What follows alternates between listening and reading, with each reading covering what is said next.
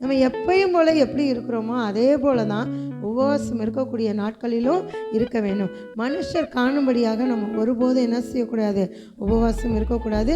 இன்னொன்று, நாம் உபவாசம் இருக்கிறதை ஒருபோதும் மனுஷர்களுக்கு நாம் தெரியப்படுத்த வேண்டிய அவசியம் இல்லை. நான் ஃபாஸ்டிங் இருக்கிறேன், நான் விரதம் இருக்கேன் அப்படின்னு நாம் சொல்ல வேண்டிய அவசியமே இல்லை. நாம் அந்தரங்கத்திலே கர்த்தரோடு கூட நாம் உபவாசித்து ஜெபிக்கும்போது அவர் என்ன செய்வார், வெளியரங்கமாய் நமக்கு பதிலளிப்பார். இதுதான் கர்த்தருடைய பிள்ளைகளுக்கு தகுந்த உபவாசம். முதல்ல நம்ம பார்த்தோம் உகந்த உபவாசம், இரண்டாவது தகுந்த உபவாசம். கர்த்தருடைய பிள்ளைகளுக்கு தகுதியான உபவாசம் என்றால் இதுதான் தகுதி. தலைக்கு எண்ணெய் பூசி எப்பவும் போல் என்ன செய்யணும், நம்ம உற்சாகமாக இருக்கிறோம். எதற்காக அதை உற்சாகமாக இருந்து நம்ம உபவாசிக்கிறோம் அப்படின்னா, பாருங்கள், மற்ற நாட்கள், அதாவது உபவாசம் இல்லாத மற்ற நாட்களில் கர்த்தரோடு கூட நாம் பேசக்கூடிய நேரங்கள் குறைவாக இருக்கும். ஆனால் உபவாசம் இருக்கக்கூடிய நாட்களில் நாம் இன்னும் அதிக நேரம் கர்த்தருடைய சமூகத்திலே அமர முடியும். அப்போ நமக்கு பிடித்த நபர்களோடு நாம் பேசும்போது நாம் எவ்வளவு சந்தோஷப்படுவோம். ஆனால் இந்த அண்ட உலகத்தையே, அண்ட சராசரத்தையே படைத்த கர்த்தரோடு கூட நாம் பேசக்கூடிய அனுபவத்திற்குள்ளாக போகும்போது இன்னும் நமக்கு அதிக சந்தோஷம் இருக்க வேண்டும். அதனால் அந்த உபவாசம் இருக்கக்கூடிய நாட்களில் நம்ம என்ன செய்யக்கூடாது, முகவாடலாய் ஒருபோதும் காணப்படக்கூடாது. அதுதான் கர்த்தருடைய பிள்ளைகளுக்கு தகுதியான உபவாசம். மூன்றாவதாக, லூக்கா எழுதின சுவிசேஷம் 2ஆம் அதிகாரம் 36 முதல் 38 வரைக்கும். லூக்கா 2ஆம் அதிகாரம் 36 முதல் 38 வரைக்கும் வாசிப்போம். ஆசேருடைய கோத்திரத்தாலும் வானுவேலின் குமாரத்தியுமாகிய அன்னாள் என்னும் ஒரு தீர்க்கதரிசி இருந்தாள். அவள் கன்னிப்பிராயத்தில் விவாகமானது முதல் 7 வருஷம் புருஷனுடனே வாழ்ந்தவளும் அதிக வயது சென்றவளுமாய் இருந்தாள். ஏறக்குறைய 84 வயதுள்ள அந்த விதவை தேவாலயத்தை விட்டு நீங்காமல் இரவும் பகலும் உபவாசித்து ஜெபம் பண்ணி ஆராதனை செய்து கொண்டிருந்தாள். அவளும் அந்நேரத்தில் வந்து நின்று கர்த்தரை புகழ்ந்து எருசலேமிலே மீட்புண்டாக காத்திருந்த யாவருக்கும் அவரை குறித்து பேசினாள். பாருங்கள், இங்கே அன்னாளை குறித்து பார்க்குறோம். பழைய ஏற்பாட்டில் ஒரு அன்னாள் இருக்காங்க, சாமுவேலின் தாய். இந்த அன்னாள் வேற. இந்த அன்னாள் பாருங்கள், ஏறக்குறைய எத்தனை வயதான், 84 வயது. அந்த அன்னாள் ஒரு விதவை பெண். அந்த விதவை பெண் 84 வயதுடைய அந்த விதவை பெண் என்ன பண்ணாங்களாம், தேவாலயத்தை விட்டு நீங்காமல் இரவும் பகலும் உபவாசித்து ஜெபம் பண்ணி ஆராதனை செய்து கொண்டிருந்தாலாம். அதுக்கடுத்து பாருங்கள், அவளும் அந்நேரத்தில் வந்து நின்று கர்த்தரை புகழ்ந்து எருசலேமில் மீட்புண்டாக காத்திருந்த யாவருக்கும் அவரை குறித்து பேசினாள் என்று சொல்லி பார்க்கிறோம். அப்போ 84 வயதுடைய அந்த விதவை பெண். அப்படியே அந்த வயதை திருப்பி போடுவோமே, 46, 48. இன்றைக்கு 48 வயது என்ன, 40 வயதிலே கூட நம்ம என்ன செஞ்சிடறோம், அதிகமாக பலவீனப்பட்டு போயிடுறோம். ஒரு நேரம் உபவாசித்து இந்த வெள்ளிக்கிழமை உபவாச ஜபத்துக்கு வந்து நம்மளால் என்ன செய்ய முடியல, உட்கார முடியல. ஆனால் அந்த அன்னாள் என்ற அந்த 84 வயது விதவை இரவும் பகலும் உபவாசித்து ஜெபித்து கொண்டிருந்தாங்களாம், கர்த்தரை துதித்து பாடிக்கொண்டிருந்தாங்களாம், அநேகருக்கு கர்த்தருடைய வசனத்தை சொல்லி கொண்டிருந்தாங்களாம். அப்போ பாருங்கள், மிகவும் வயதான ஒரு அன்னாள், வயதான ஒரு தாய் தான். அவங்களும் புதிய ஏற்பாட்டில் வாழ்ந்தவங்க தான். அந்த அன்னாள் என்ன செஞ்சாங்களாம், இரவும் பகலும் உபவாசித்து கொண்டிருந்தாங்களாம். இப்போ கர்த்தர் எவ்வளோ ஒரு பலனை அந்த அன்னாளுக்கு தந்திருப்பார். கர்த்தருக்கு காத்திருக்கிறவர்களோ புது பலன் அடைந்து கழுகுகளைப் போல செட்டைகளை விரித்து உயர எழும்புவார்கள். அவர்கள் ஓடினாலும் இளைப்படையார்கள், நடந்தாலும் சோர்வடையார்கள். அப்போ கர்த்தருக்கு காத்திருக்கும் போது கர்த்தர் என்ன செய்வார், நமக்கு ஒரு புது பலனை தருவார். அப்படிப்பட்ட பலனோடு தான் இந்த அன்னாள் என்கிற 84 வயது பாட்டி இரவும் பகலும் உபவாசித்து ஜெபம் பண்ணி கொண்டு இருந்தாங்க. அப்போ கர்த்தர் நமக்கு பலனை தர வேண்டும் என்றால், இப்போ சொன்னாலே கழுகுகளைப் போல செட்டைகளை அடித்து உயர எழும்பத்தக்கதான ஒரு பலனை கர்த்தர் நமக்கு தர வேண்டும் என்றால் நாம் கர்த்தருடைய சமூகத்திலே அதிக நேரம் காத்திருக்க வேண்டும். கர்த்தருடைய சமூகத்திலே அதிக நேரம் காத்திருப்பதற்கு இந்த உபவாச நாட்களை நாம் பயன்படுத்தி கொள்ள வேண்டும். இந்த 40 நாட்கள் உபவாசம் மட்டும்தான் இல்லை, எத்தனை முறை நம்ம 40 நாட்கள் கூட என்ன செய்யலாம், உபவாசம் இருக்கலாம். எத்தனை நாட்கள் வேண்டுமானாலும் நம்ம இருக்கலாம். 40 நாட்கள் தான் இருக்கணும்னு இல்லை. நான் போன வருஷம் சொன்னப்பவே அதை தான் சொன்னேன். இந்த லென்த் டேஸில் மட்டும்தான் உபவாசம் இருக்க வேண்டும் என்பது எந்த ஒரு கட்டளையுமே இல்லை, பைபிளில் இல்லாத ஒரு கட்டளை தான். ஆனால் நாம் ஏன் இந்த 40 நாட்கள் இந்த சிலுவை தியான கூட்டத்தை வைத்திருக்கோம் என்றால், கர்த்தரை உண்மையான தேவனை நாம் ஆராதித்து கொண்டிருக்கிறோம். சிலைகளை வணங்குகிற ஜனங்கள் வெகு பக்தியாக, மிகவும் பக்தி வைராக்கியத்தோடு இந்த 40 நாளை செலவிடுறாங்க. அப்போ பாருங்கள், இந்த 40 நாட்கள் நாம் அவர்களை காட்டில் கர்த்தரோடு கூட நெருங்கி உறவாட வேண்டும். அதற்காக தான் இந்த சிலுவை தியான கூட்டத்தை நாம் ஆரம்பித்து இருக்கிறோம். அப்போ கர்த்தர் மிக பெரிதான காரியங்களை நமக்குள்ளாக அவர் செய்வதற்கு நாம் ஒப்பு கொடுக்க வேண்டும். அப்போ பாருங்கள், இங்கே நாம் பார்க்கிறது, இங்கே அன்னாளை குறித்து நாம் பார்க்கிறோம். அன்னாள் தேவாலயத்தை விட்டு நீங்காமல் இரவும் பகலும் உபவாசித்து கொண்டிருந்தாங்க என்று சொல்லி நம்ம வாசிக்கிறோம். அப்போ அன்னாளுக்கு கர்த்தர் பலனை கொடுத்தார் என்றால் அதற்கு காரணம் கர்த்தருக்காக அவர்கள் காத்திருந்தாங்க, கர்த்தருக்குள்ளாக அவர்கள் தேவாலயத்தை விட்டு நீங்காமல் காத்திருந்தாங்க. அப்போ நாம் கர்த்தரோடு கொண்டுள்ள நம்முடைய உறவிலே எந்த அளவுக்கு நாம் பலப்பட்டு இருக்கிறோம், அதை நாம் இந்த நாட்களில் ஆராய்ந்து பார்க்க வேண்டும். இந்த நாட்களை அதற்காக நாம் பயன்படுத்தி கொள்ளுவோம். இந்த 40 நாட்கள் நாம் கர்த்தருக்குள்ளாக அதிகமாக பலனடைய வேண்டும். கர்த்தர் நம்மை இன்னும் அதிகமாக ஆவிக்குரிய வகையிலே சரி, சரீர பிரகாரமாகவும் சரி, பலன் உள்ளவர்களாக கர்த்தராகிய தேவன் நம்மை மாற்ற வேண்டும். அதற்காக இந்த 40 நாட்களை நாம் பயன்படுத்தி கொள்ள வேண்டும். அப்போ பாருங்கள், கர்த்தராகிய தேவன் சொல்லியிருக்கக்கூடிய உபவாசத்திலே இது ஒரு மிகச்சிறப்பான உபவாசமாக நாம் பார்க்கிறோம். 84 வயதுள்ள தாய் இரவும் பகலும் தேவாலயத்தை விட்டு நீங்காமல் உபவாசித்து கொண்டிருந்து, ஜெபித்து கொண்டிருந்து, கர்த்தரை துதித்து கொண்டிருந்து, கர்த்தருடைய மீட்புக்காக காத்திருந்த யாவருக்கும் அவரை குறித்து சொல்லி கொண்டிருந்தவர்களாக இந்த அன்னாள் காணப்பட்டாங்க. அப்போ அது எவ்வளோ பெரிய உபவாசம்! அவர்களுடைய தகுதிக்கு, அவர்களுடைய பலனுக்கு மிகுந்த உபவாசமாக அன்னாள் அங்கு காணப்பட்டாங்க. இன்னொன்று ஒரு உதாரணத்தை நாம் பார்க்கும்போது, அப்போஸ்தலர் நடபடிகளில் 10ஆம் அதிகாரம், அப்போஸ்தலர் 10ஆம் அதிகாரம் 30ஆம் வசனத்தை வாசிப்போம்.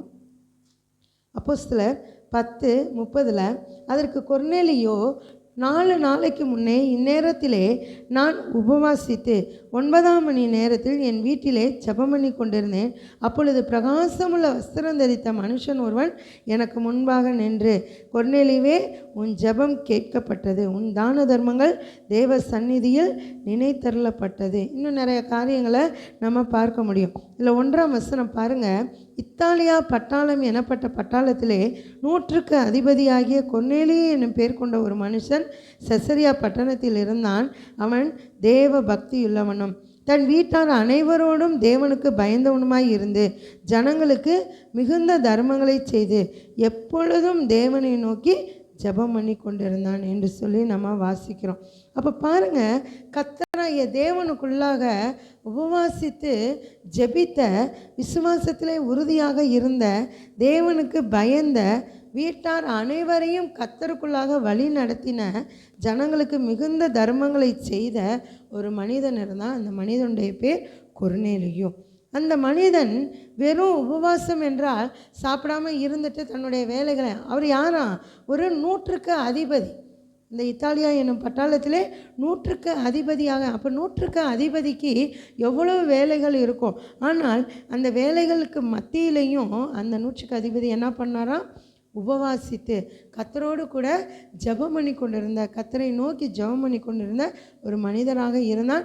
அதே சமயத்தில் தன்னுடைய வீட்டாரையும் கர்த்தருக்குள்ளாக வழி நடத்தின ஒரு மனிதனாக இருந்தான். அநேகருக்கு தான தர்மங்களை செய்து கொண்டிருந்த ஒரு மனிதனாக இருந்தான். உபவாசம் என்பது ஒரு நேரம் சாப்பிடாமல் இருக்கிறது மட்டும் உபவாசம் இல்லை. நம்முடைய வீட்டாரையும் என்ன செய்யணும், கர்த்தருக்குள்ளாக அந்த நேரத்திலே வழி நடத்த வேண்டும். ஒருவேளை அவர்கள் நம்முடைய பேச்சை கேட்கலையா, நாம் சொல்லுகிற காரியங்களை கேட்கலையா, நம்ம அவர்களுக்காக அவர்கள் காதுபட அவர்கள் காது கேட்க என்ன செய்யலாம், உட்காந்து கண்ணீர் சிந்தி நம்ம ஜெபம் பண்ணலாம்.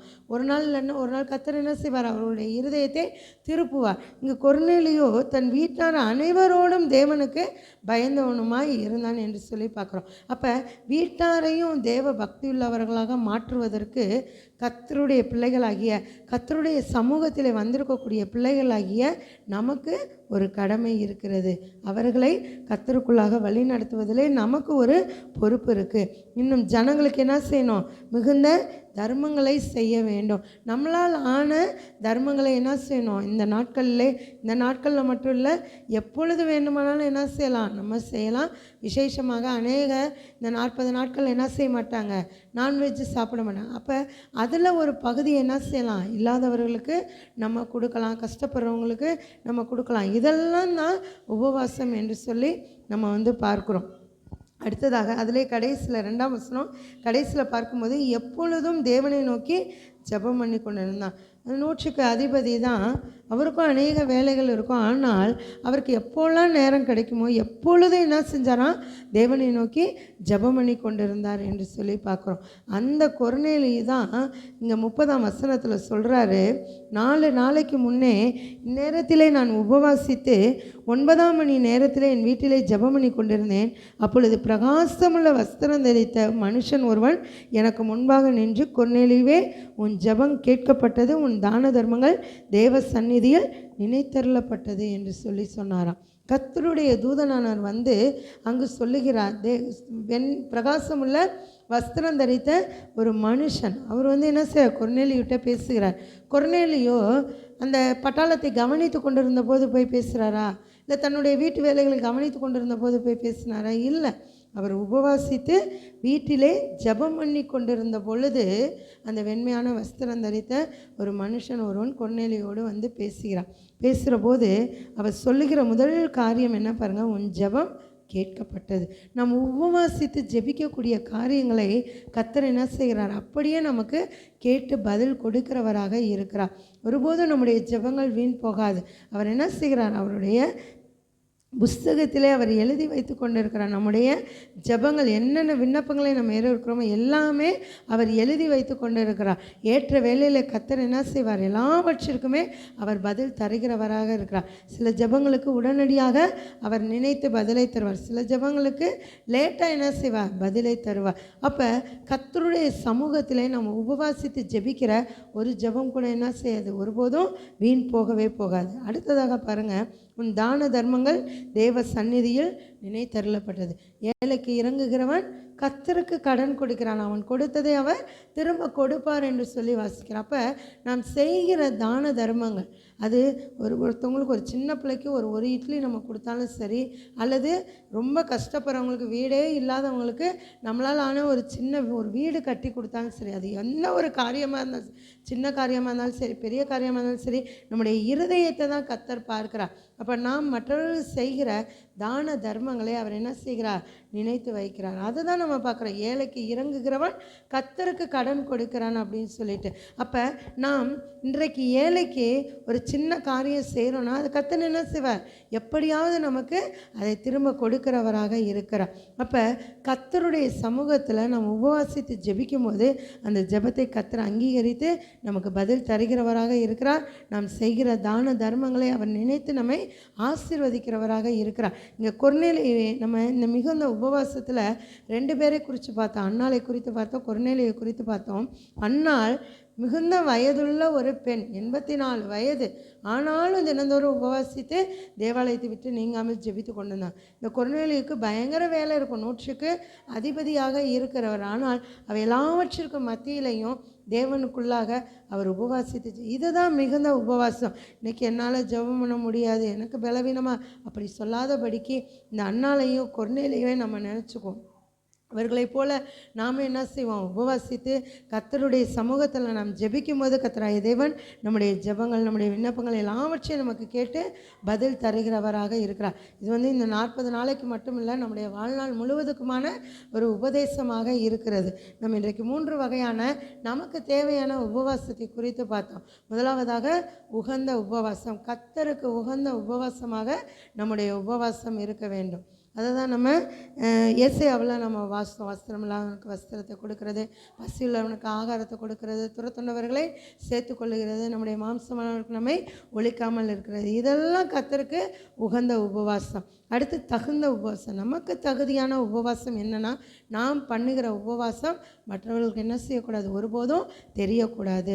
நாம் பண்ணுகிற உபவாசம் அந்தரங்கத்தில் இருக்க வேண்டும். அந்தரங்கத்திலே நாம் கர்த்தரோடு கூட நெருங்கி உறவாடும் போது அவர் என்ன செய்வார்? மற்றவர்கள் பார்க்கும்படியாக வெளியரங்கமான ஒரு ஆசீர்வாதத்தை கர்த்தர் நமக்கு தருவார். இறுதியாக மிகுந்த உபவாசம் என்று சொல்லி பார்த்தோம்.